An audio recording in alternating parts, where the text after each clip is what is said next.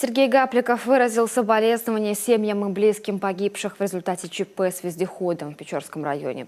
Трагедия произошла сегодня утром. На технологической дороге гусеничный транспортер ГАЗ-71 по предварительным данным отклонился от отсыпанной дороги. Течением его затянуло в ручей. В момент аварии внутри находилось 9 человек. Двое, это те, кто сидел в кабине, сумели выбраться на крышу. Именно оттуда их и сняли прибывшие на место сотрудники МЧС. Остальные 7 остались в Кунге. Спасательная операция заняла 1,5 часа и завершилась в 11:10. 7 человек извлечено без признаков жизни, к сожалению. Рассматривается вопрос сейчас, и вертолетом будут доставляться в морг города Печоры. Следователи Печоры сразу после инцидента выехали на место, провели опрос свидетелей.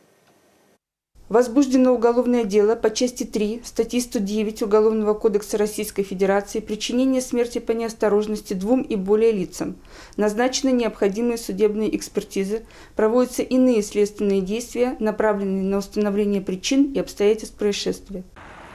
В свою очередь, прокуратура республики проверит, как соблюдались правила охраны труда и техники безопасности на предприятии, сотрудники которого погибли в вездеходе. Свое расследование инцидента проведет и Государственная инспекция труда.